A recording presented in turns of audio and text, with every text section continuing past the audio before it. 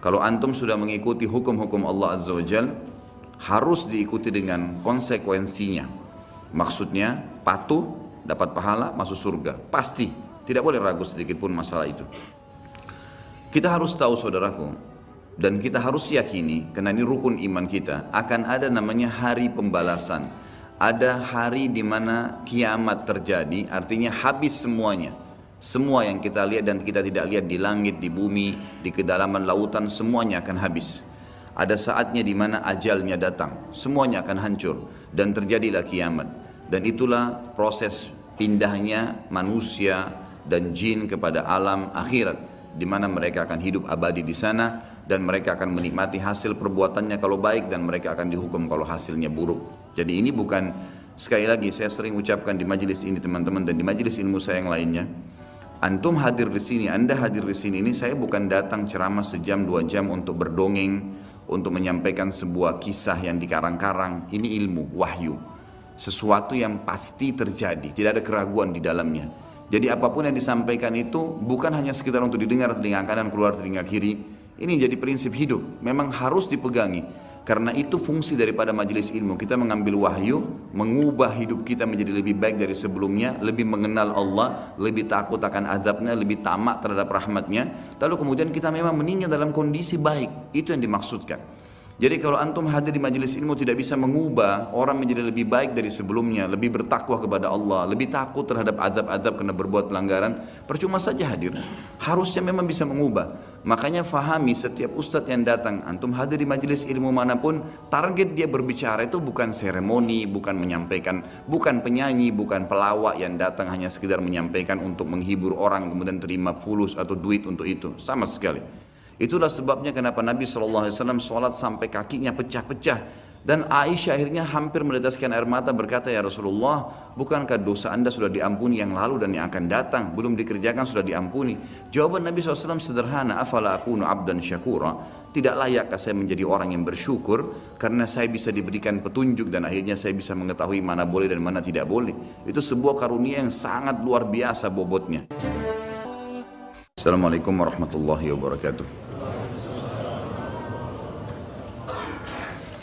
Alhamdulillah dan Alhamdulillah.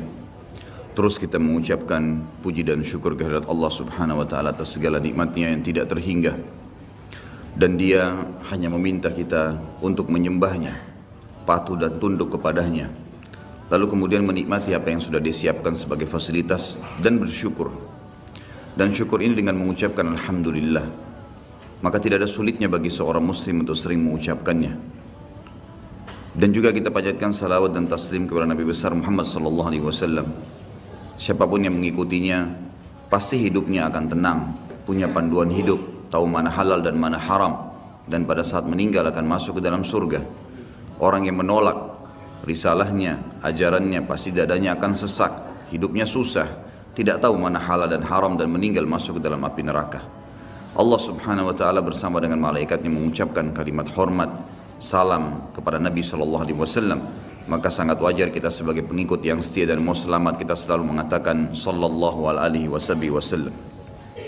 Semoga Allah berkahi saudaraku. Kita akan bahas pasal ke-10 malam ini kitab Minhajul Muslim dan beriman, yang berjudul beriman kepada hari kemudian.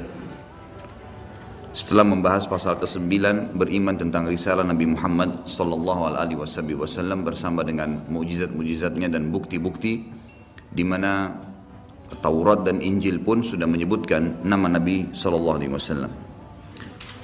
Berbicara masalah beriman, saya akan terus ulangin kalimat ini, adalah pengikraran dengan lisan, keyakinan dalam hati, dan diikuti dengan aplikasi anggota tubuh.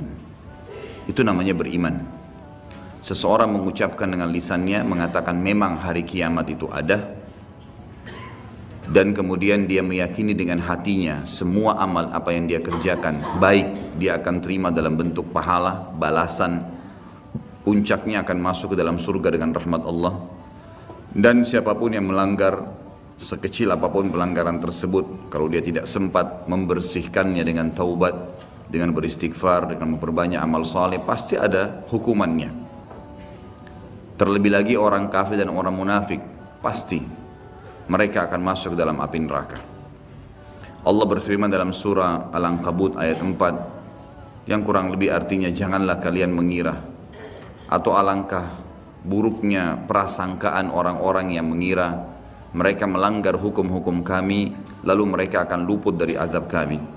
Enggak mungkin, itu mustahil. Ini keyakinan dalam hati seorang mukmin. Kalau antum sudah mengikuti hukum-hukum Allah Azza wa Jal, harus diikuti dengan konsekuensinya. Maksudnya patuh, dapat pahala, masuk surga. Pasti, tidak boleh ragu sedikit pun masalah itu. Saya sholat, saya akan terima pahalanya. Dan saya akan masuk ke dalam surga dengan izin Allah. Saya berperang, berjihad, tertusuk, mati, saya akan masuk surga. Tinggal mengikuti syarat-syarat dan rukunnya, tidak ada keraguan. Saya pergi haji, saya akan dapatkan balasannya. Saya sedekah, saya akan dapat balasannya. Orang melakukan pelanggaran, zina, riba, dusta, dan seterusnya, ada hukuman dan pasti datang kepadanya. Dalam waktu dekat, atau yang akan datang, tetap akan datang. Tidak mungkin ada orang yang tidak dihukum oleh Allah Subhanahu wa taala. Puncak daripada penerimaan pahala dan juga penyiksaan yang akan datang karena pelanggaran adalah dikenal dengan hari kemudian. Hari kemudian, hari akhir, hari kiamat, hari pembalasan, banyak namanya. Kita harus tahu saudaraku, dan kita harus yakini, karena ini rukun iman kita, akan ada namanya hari pembalasan. Ada hari di mana kiamat terjadi, artinya habis semuanya. Semua yang kita lihat dan kita tidak lihat di langit, di bumi, di kedalaman lautan, semuanya akan habis. Ada saatnya di mana ajalnya datang, semuanya akan hancur dan terjadilah kiamat. Dan itulah proses pindahnya manusia dan jin kepada alam akhirat, di mana mereka akan hidup abadi di sana dan mereka akan menikmati hasil perbuatannya kalau baik dan mereka akan dihukum kalau hasilnya buruk. Kiamat ini akan terjadi bila diikuti dengan beberapa tanda-tanda sebelumnya, baik tanda-tanda kecil ataupun tanda-tanda besar. Dan pada saat kiamat terjadi nanti dimulai dengan sangkakala sekali, kemudian hancurlah semua di alam semesta ini, kemudian datang sangkakala yang kedua dan akhirnya dibangkitkanlah seluruh makhluk, kemudian dihisaplah mereka, lalu terjadilah mahsyar, kehidupan yang akan kita laluin. Allahu a'lam berapa lama di sana, menunggu timbangan amal seluruh manusia miliaran jumlahnya dan seluruh jin. Bahkan Ibnu Katsir mengatakan Allah Azza wa Jalla akan menghadiri domba, kenapa dia menanduk domba yang lain. Setelah itu jalanan ditentukan ke surga atau ke neraka dan tidak ada tempat yang ketiga. Kita harus sadar teman-teman sekalian, penentuan masalah hari kemudian nanti, di mana kita akan mendapatkan cuma surga atau neraka, adalah kehidupan kita sekarang. Ini sekarang Anda masih bisa menghembuskan nafas, masih bisa beraktivitas, masih mudah untuk menangkap mana yang boleh dan mana tidak boleh yang diperintahkan oleh Tuhan kita Allah dan aplikasikan dalam kehidupan sehari-hari. Maka ini penentuan nanti di sana bagaimana, dan tidak ada tempat lain, surga atau neraka. Maka jangan nanti tiba di saat terakhir dihisab di hari kemudian baru kita menyesal. Itu keliru. Orang mukmin harus jeli. Ingat teman-teman, Allah memberikan kepada kita akal fikiran yang jernih, bisa berpikir, bisa menangkap, bisa memilah mana baik, mana buruk. Hati kita juga begitu, punya perasaan yang pekah, tahu mana baik, mana buruk, mana yang disukai, mana yang tidak disukai. Semua itu sebenarnya fasilitas yang Allah berikan tanpa harus menunggu hukuman datang baru mau taubat. Orang mukmin jeli, cerdas. Sabda Nabi SAW, al-mu'minu qayyisul fatin. Orang mukmin itu qayyis, cerdas sekali. Fatin itu pekah luar biasa. Jadi mereka tuh tahu kalau mereka buat salah, ini salah nih, ditinggalin.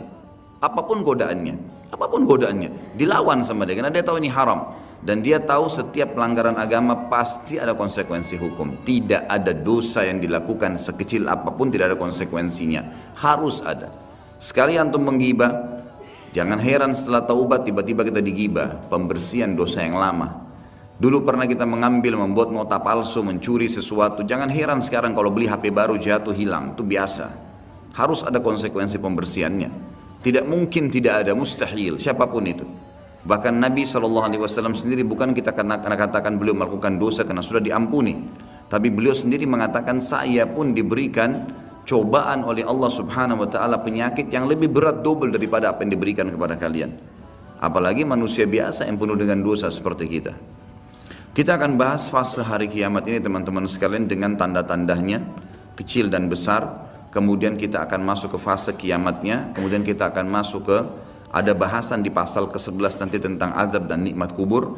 Kemudian nanti kita akan masuk ke fase mahsyar, kemudian surga dan neraka. Ini memang poin yang akan dibahas secara berentetan tentang masalah ini. Saya tidak tahu yang lalu sudah pernah saya jelasin pasal ini atau belum? Belum ya? Saya akan bacakan pasal ke-10. Beriman kepada hari kemudian, hari pembalasan, hari kebangkitan dan seterusnya. Namanya ada banyak sekali. Seorang muslim beriman, meyakini dengan hatinya, mengikrarkan dengan lisannya, mengaplikasikan dengan anggota tubuhnya, maksudnya dia lakukan ketaatan supaya selamat di akhirat dan menjauhi pelanggaran agar tidak dihukum. Seorang muslim beriman bahwasanya kehidupan dunia ini mempunyai saat-saat di mana ia akan berakhir, pasti, tidak ada keraguan di situ, dan mempunyai hari terakhir yang tidak ada hari sesudahnya. Lalu datang kemudian kehidupan berikutnya untuk kehidupan akhirat.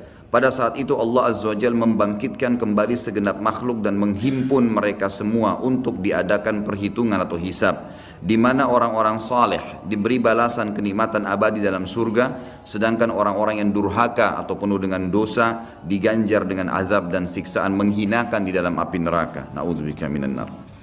Ia juga beriman bahwasanya hari akhirat ini didahului oleh tanda-tanda kiamat, seperti munculnya Dajjal, Ya'juj Ma'juj, turunnya Nabi Isa alaihissalam dari langit, keluarnya binatang melata yang dapat berbicara, terbitnya matahari dari tempat terbenamnya sebelah barat, dan tanda-tanda lainnya. Kemudian sangkakala atau trompet raksasa ditiup satu kali untuk kematian dan kebinasaan, lalu tiupan berikutnya untuk kebangkitan dan hidup kembali serta menghadap kepada Rabbul Izzah, Allahu Azza wa Jalla. Kemudian penyerahan kitab-kitab catatan amal masing-masing, maka ada yang menerima kitab catatan amalnya dengan tangan kanannya dan pasti dia selamat, dan ada pula yang mengambilnya dengan tangan kirinya yang pasti dia akan celaka. Setelah itu disediakanlah mizan, timbangan amal, dan perhitungan amal atau hisab pun dilaksanakan, lalu jembatan terbentang di atas neraka menuju surga. Dipancangkan hingga berakhirnya proses agung tersebut dengan menetapnya semua penghuni surga di surga dan penghuni neraka di neraka. Iman yang demikian itu diyakini karena dalil-dalil nakli dan akli berikut ini. Jadi ini bukan, sekali lagi saya sering ucapkan di majelis ini teman-teman dan di majelis ilmu saya yang lainnya. Antum hadir di sini, Anda hadir di sini ini, saya bukan datang ceramah sejam 2 jam untuk berdongeng, untuk menyampaikan sebuah kisah yang dikarang-karang. Ini ilmu, wahyu, sesuatu yang pasti terjadi, tidak ada keraguan di dalamnya. Jadi apapun yang disampaikan itu bukan hanya sekedar untuk didengar telinga kanan keluar telinga kiri. Ini jadi prinsip hidup, memang harus dipegangi. Karena itu fungsi daripada majelis ilmu, kita mengambil wahyu, mengubah hidup kita menjadi lebih baik dari sebelumnya, lebih mengenal Allah, lebih takut akan azabnya, lebih tamak terhadap rahmatnya, lalu kemudian kita memang meninggal dalam kondisi baik. Itu yang dimaksudkan. Jadi kalau antum hadir di majelis ilmu tidak bisa mengubah orang menjadi lebih baik dari sebelumnya, lebih bertakwa kepada Allah, lebih takut terhadap azab-azab karena berbuat pelanggaran, percuma saja hadir. Harusnya memang bisa mengubah. Makanya fahami setiap ustadz yang datang, antum hadir di majelis ilmu manapun, target dia berbicara itu bukan seremoni, bukan menyampaikan, bukan penyanyi, bukan pelawak yang datang hanya sekedar menyampaikan untuk menghibur orang kemudian terima fulus atau duit untuk itu, sama sekali. Setiap dai kalau dia ikhlas kepada Allah bukan itu targetnya. Tapi bagaimana dia bisa memberikan pemahaman kepada orang-orang yang akhirnya menjadi target amal jariah dia pada hari kiamat nanti, agar mereka faham terhadap hukum Allah dan mereka aplikasikan itu. Dan mereka bangga untuk menjadi pegawai-pegawai tanda kutip Allah pencipta langit dan bumi ini. Saya dan teman-teman dai pasti sangat senang untuk bisa menjadi dai seperti ini karena kita menjadi pegawainya Allah, menyampaikan apa yang Allah inginkan dan Allah akan berikan balasan. Antum pun merasa bangga sebenarnya karena berhasil memahami apa yang Tuhan kita inginkan dan selamat gara-gara itu.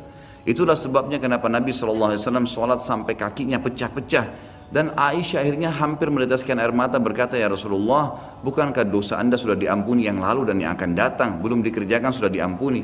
Jawaban Nabi SAW sederhana, afala akunu abdan syakura, tidak layakkah saya menjadi orang yang bersyukur karena saya bisa diberikan petunjuk dan akhirnya saya bisa mengetahui mana boleh dan mana tidak boleh. Itu sebuah karunia yang sangat luar biasa bobotnya. Jadi jangan sampai apa yang kita sampaikan ini hanya sekedar kenangan, hanya sekedar sebuah informasi yang seperti hal yang lewat seperti baca koran, bukan teman-teman. Dalil-dalil yang kita bacakan ini sesuatu yang pasti, wahyu, tidak ada keraguan di dalamnya. Yang pertama, tentang adanya kiamat, pasti berakhir semua kehidupan ini. Adanya berita dari Allah Subhanahu wa taala tentang hal tersebut sebagaimana kekal dalam firman-Nya dalam surah Ar-Rahman ayat 26 dan 27. A'udzu billahi minasyaitonir rajim. Kullu man 'alaiha fan wa yabqa wajhu rabbika dzul jalali wal ikram. Semua yang ada di bumi ini akan binasa, tidak terkecuali hancur, dan tetap kekal wajah Rabbmu yang mempunyai kebesaran dan kemuliaan.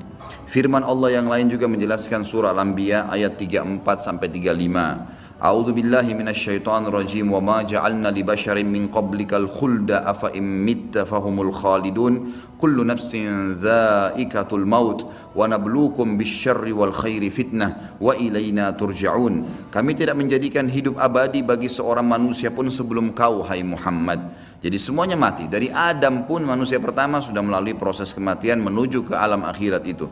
Maka jikalau kau mati, apakah mereka akan kekal? Ada orang-orang yang menolak ajaranmu itu akan bisa kekal? Maka tanda tanya, tiap-tiap yang berjiwa akan merasakan mati. Kami akan menguji kamu dengan keburukan dan kebaikan sebagai cobaan yang sebenar-benarnya. Artinya mengikuti kebenaran, kebaikan, patuh, dia akan selamat masuk surga. Itu cobaan, gitu kan? Dia berhasil lolos. Ada orang yang tidak berhasil, tetap dirumus dalam hal-hal yang dilanggar. Tapi Allah berusaha menariknya dengan peringatan-peringatan. Rasa takut, rasa penyesalan, rasa khawatir, dipermalukan oleh orang-orang di sekitarnya. Sampai puncaknya kalau tidak mau Allah tutup dengan su'ul khatimah, dengan tabrakan, dengan penyakit parah. Karena memang sudah tidak mau menyadari tentang peringatan Allah. Dan hanya kepada kamilah kalian pasti dikembalikan. Ini jelas firman Allah Subhanahu wa taala. Surah At-Taghabun ayat 7. A'udzu billahi minasyaitonir rajim. Za'amal ladzina kafaru allan yub'atsu. Qul bala wa rabbi latub'atsunna thumma latunabba'unna bima 'amiltum wa dzalika 'ala Allahi yasir. Orang-orang yang kafir mengatakan bahwasanya mereka sekali-kali tidak akan dibangkitkan lagi. Tidak ada hari kiamat tuh, enggak ada hari hisab. Katakanlah hai Muhammad dengan jelas dan tegas, tidak demikian demi Rabbku, demi Allah, demi Tuhanku. Benar-benar kalian akan dibangkitkan, kemudian akan diberitakan kepada kalian apa yang telah kalian kerjakan. Yang demikian itu adalah mudah bagi Allah. Surah Al-Mutaffifin ayat 4 dan ayat 6. Bertubi-tubi ayat Al-Quran menceritakan kepada kita. A'udzu billahi minasyaitonir rajim. Ala yadhunnu ulaika annahum mab'utsun liyaumin 'adzim yauma yaqumun nasu lirabbil alamin. Tidakkah orang-orang itu yakin bahwasanya sungguhnya mereka akan dibangkitkan pada suatu hari yang besar, berat hari itu. Beratnya luar biasa karena penentuannya surga atau neraka, enggak ada opsi, enggak ada tengah-tengah. Harus di sini nikmat abadi atau di sini azab yang menyakitkan dan menyedihkan. Yaitu hari ketika manusia berdiri menghadap Rabb alam semesta. Juga Asy-Syura ayat 7. A'udzu billahi minasyaitonir rajim. Wa kadzalika auhayna ilaika Qur'anan Arabiyyan litundhira ummal qura wa man haulaha wa tundhira yaumal jam'i la raiba fi fariqum fil jannati wa fariqum fis sa'ir. Demikianlah kami wahyukan kepadamu Al-Quran dalam bahasa Arab, hai Muhammad, supaya kamu memberikan peringatan kepada Ummul Qura, penduduk Mekah, dan penduduk negeri-negeri sekelilingnya, seluruh dunia, serta memberi peringatan pula tentang hari berkumpulnya manusia atau hari kiamat yang tidak ada keraguan padanya. Segolongan pasti pada saat itu akan masuk ke dalam surga, dan segolongan lagi pasti masuk ke dalam neraka. Tidak ada pilihan yang lain.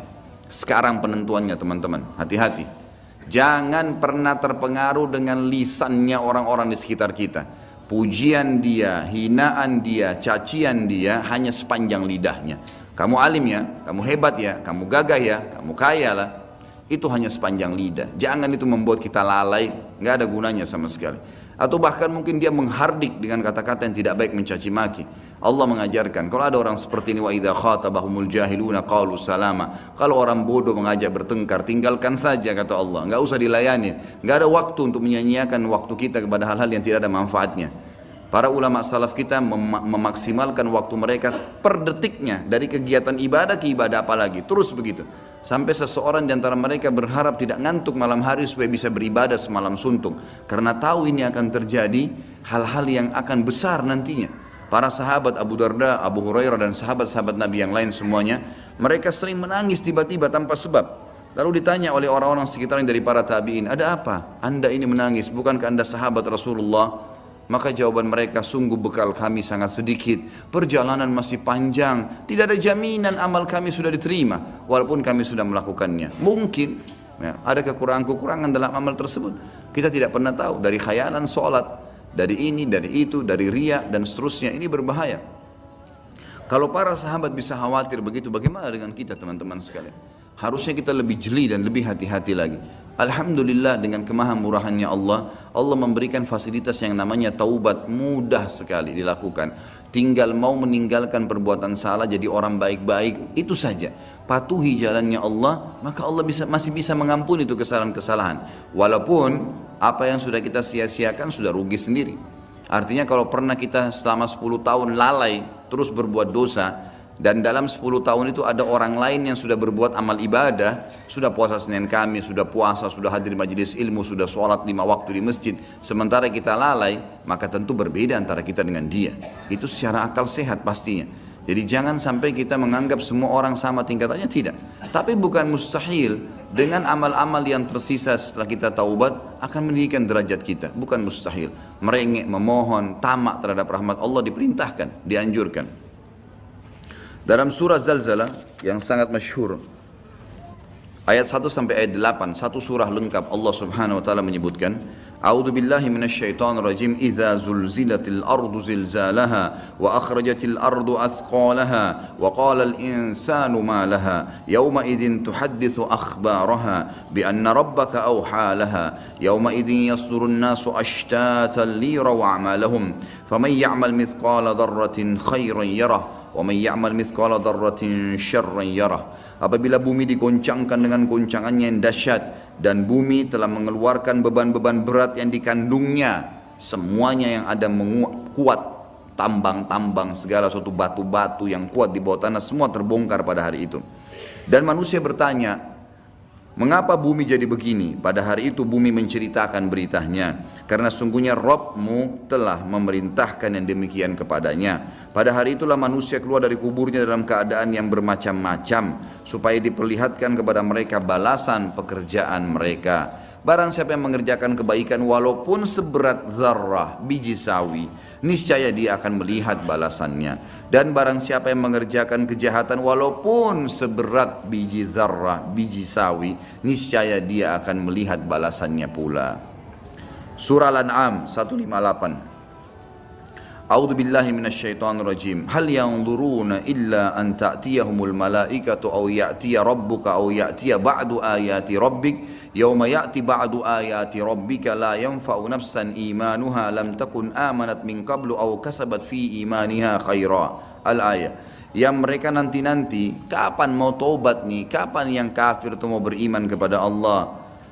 Yang mereka nanti-nanti tidak lain hanyalah kedatangan malaikat kepada mereka untuk mencabut nyawa mereka. Tidak ada yang lain. Berarti keras kepala, nggak mau taubat, nggak mau baik, nggak mau berubah, nggak mau meninggalkan dosa-dosa. Kalau gitu tunggu aja malaikat mau datang. Atau kedatangan Rabbmu, atau pada hari kiamat lebih dahsyat lagi. Atau kedatangan sebagian tanda-tanda Rabbmu. Ya, tanda-tanda sebelum terjadi hari kiamat. Pada hari datangnya sebagian tanda-tanda Rabbmu, tidaklah bermanfaat lagi iman seseorang bagi dirinya sendiri yang belum beriman sebelum itu, atau dia belum mengusahakan kebaikan dalam masa imannya.